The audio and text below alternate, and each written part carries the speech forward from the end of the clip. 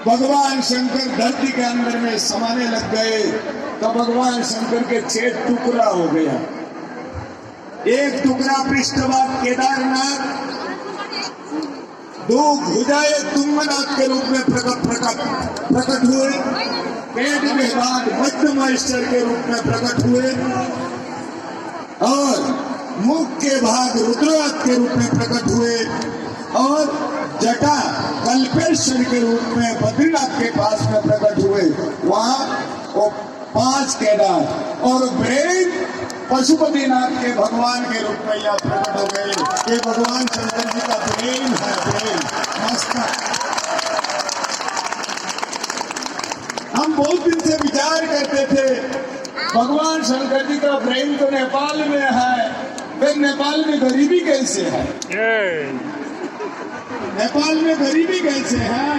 जहाँ ब्रेन है, ब्रेन का ही तो खेल है। आदमी धन संपत्ति पैसा कमाता है, टेक्नोलॉजी को इन्वेंट करता है, तो सब प्रकार के ऊर्जा के भंडार तो पशुपतिनाथ ये यहाँ काठमांडू में बैठे हुए हैं, भगवान शंकर जी का ब्रेन है। इस प्रकार से 6 केदार मानी जाती है स्कंद पुराण के आधार पर। ये 6 केदार के दर्शन से केदारनाथ भगवान शंकर जी का पूर्ण दर्शन माना जाता है।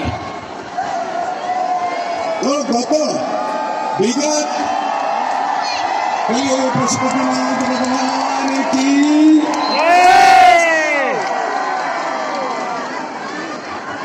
गत 15-16 वर्ष से हम विचार करते थे नेपाल को तरक्की के रास्ते पर आगे कैसे लाया जाए। नेपाल को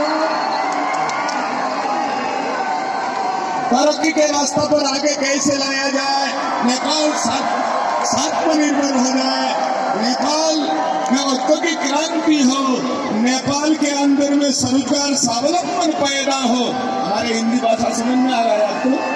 आ रहा है। बोलिए पशुपतिनाथ भगवान की जय।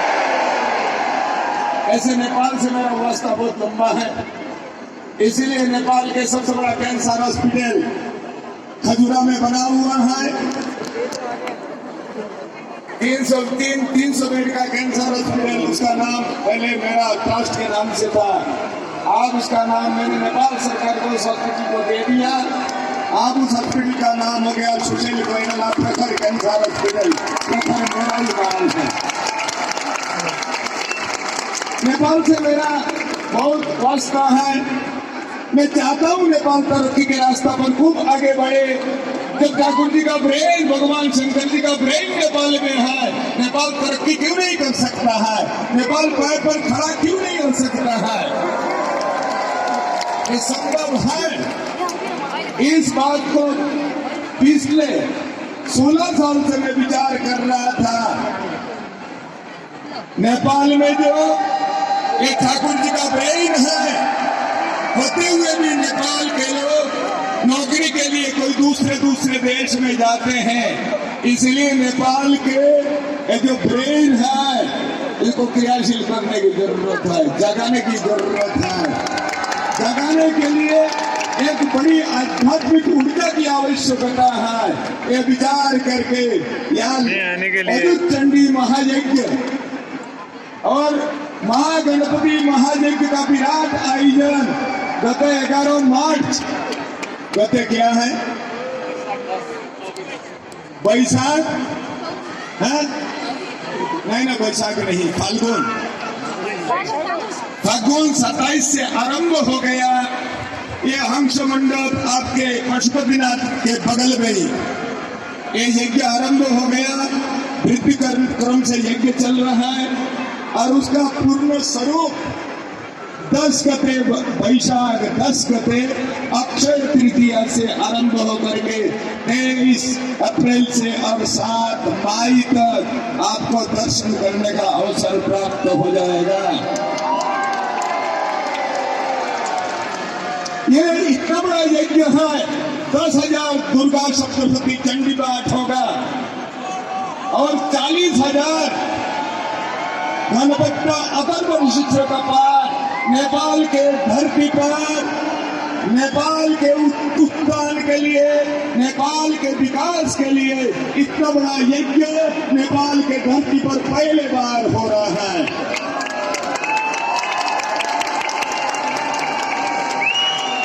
सो कुंभ का एक यज्ञ है। इस यज्ञ के प्रधान जजमान है हमारे आपके बड़े प्रिय वासुदेव शास्त्री कोइराला है ना, वासुदेव शास्त्री कोइराला, यही इसके प्रधान जजमान है। इन्होंने 11 मार्च को यज्ञ का प्रधान संकल्प किया है, नंद श्राद्ध कर्म किया है, ब्रह्मचर्य आदि पालन करके अभी निवास कर रहे हैं। इन्हीं के घर में ही प्रतिदिन दुर्गा सप्तशती पाठ और गर्भवती वृक्ष का पाठ चल रहा है। इसी यज्ञ के द्वारा के ताकतवर शक्तिशाली आध्यात्मिक ऊर्जा उत्पन्न होगा। आप सबके बुद्धि जग जाएगी और आप अपने पैर पर खड़े हो जाओगे तो बुद्धि काम करने लगता है। आपको पैर पर खड़े होने देर नहीं लगेगा और आपको विदेश में जाने की जरूरत नहीं पड़ेगा, भारत जाने की जरूरत नहीं पड़ेगा नौकरी करने के लिए। यही नौकरी का सृजन हो जाएगा। देखिए, इजराइल छोटा सा एक देश है, 70 लाख लोगों की आबादी है, परंतु इजराइल के अंदर में कोई रिसोर्सेज नहीं है। फिर भी इजराइल आज विश्व के अंदर में एक ताकतवर राष्ट्र के रूप में और विकसित राष्ट्र के रूप में जाना जाता है। नेपाल के तो 3 करोड़ आबादी है, ये धर्म का जगह है, तीर्थों का जगह है। स्कंद पुराण कहते हैं 3.5 करोड़ तीर्थ केवल नेपाल के अंदर में है, 3.5 करोड़ तीर्थ। इसलिए नेपाल कोई सामान्य जगह नहीं है। इसलिए यज्ञ के द्वारा ताकतवर आध्यात्मिक ऊर्जा उत्पन्न होगा, उससे आप सबके बुद्धि क्रियाशील होगी, काम करने लग जाएगा और आप अपने पैर पर खड़े हो जाओगे। भगवान पशुपतिनाथ के दया से ये यज्ञ हो रहा है, इसलिए आप यज्ञ दर्शन करने के लिए अवश्य जाएंगे, प्रतिदिन परिक्रमा करेंगे। यज्ञ के साथ साथ में भागवत कथा, कृष्ण लीला का आयोजन, बहुत सारे और आयोजन है। आपको केवल संदेश ही देना था और क्यों यज्ञ हो रहा है ये बताना था। इसलिए आने वाले भविष्य नेपाल के लिए बहुत अच्छा है, बहुत तरक्की का है।